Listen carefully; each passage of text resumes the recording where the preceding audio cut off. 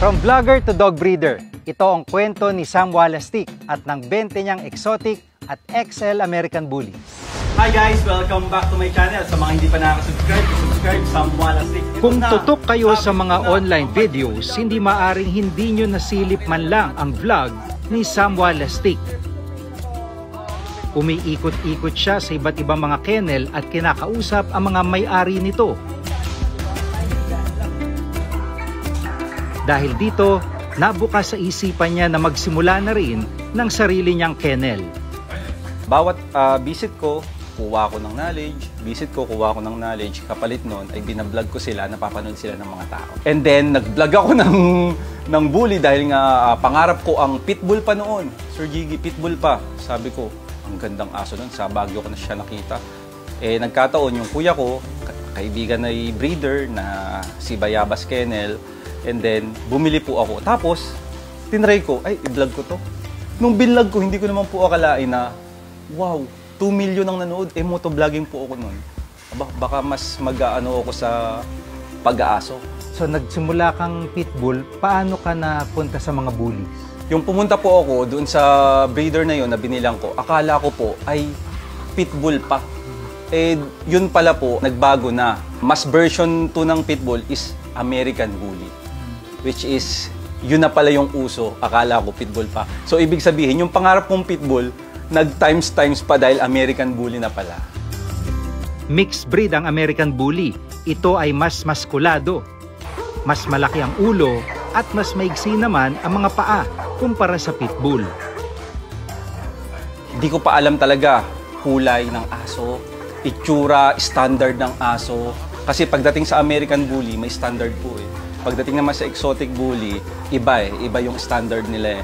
So, yun na nga. Hindi ko pa talaga alam, Sir Jiggy, yun. Pero ang gusto ko lang nun, natupad yung pangarap ko na magkaroon ako ng pitbull. Eh, American exotic bully na pala.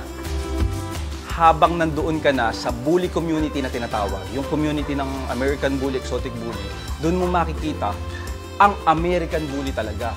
Na may standard pala to, may show din pala to talaga na ABKC kung tawagin, international na, wow, parang ang sarap eh. Yung anak mo na tinuturing, isasali mo sa show, wow, parang ang sarap sa pakiramdam. Kaya sabi ko, gusto ko ng American Bully.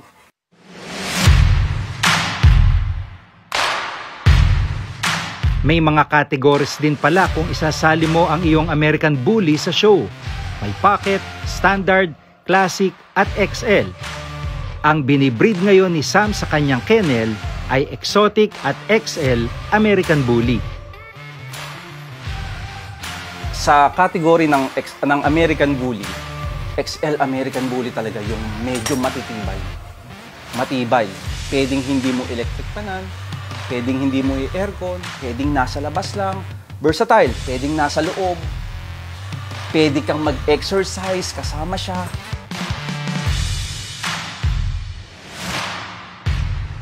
Nalaman din namin mula kay Sam na umaabot pala ng 250,000 pesos pataas ang presyuhan ng mga American Bully. Kahit pa may ilang gustong bumili ng mga adults na bully, mas gusto ni Sam na puppy pa lang ay bilhin nyo na. Isa rin sa mga aso ni Sam ay isang XL American Bully na binili pa nila mula Brazil. Meron ka ditong aso, King Sila, Yes. galing Brazil. Yes. Paano mo siya naparating ng Pilipinas? Actually, si King Sila ay first in the Philippines na bloodline mo. Na ako talaga ang kumuha. Came from Brazil. So, sobrang hirap. Maraming pagsubok talaga. Biruin mo, Sir Jiggy. December 15 ko siya kinuha. Complete na, bayad na, pati airplane lahat. Tsaka siya, hindi ko siya cargo. Cabin, katabi ng ano. Ganun ko siya kinuha, sir. So, medyo expensive talaga. Pag mag-i-import ka ng puppies, 4 months, pwede nang i-biyahe. Pero siya, umabot ng July, sir. From December. So, talagang lahat ng manonood ko, scam na yata yan. At alam mo yun, Sir Jiggy, pero ang breeder na nakuhanan ko is female, babae. So, sobrang bait.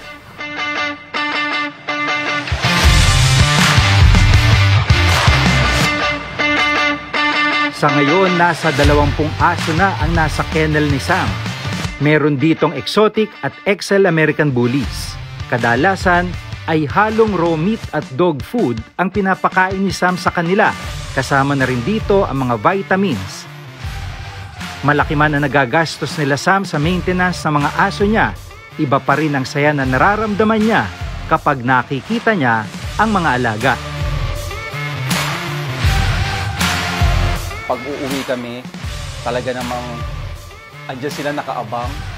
Walang ibang loyal na tao o hayop na katulad nila kasi pag uuwi ka, yung buntot, di ba gumagana? Excited lagi. Hindi nalulungkot lagi silang masaya pag sasalubungin ka. Kaya yung saya mo, kahit na stress ka, talaga namang pag sinalubong ka ng mahal mong aso, ewan ko na lang kung tanggal lahat ng lungkot.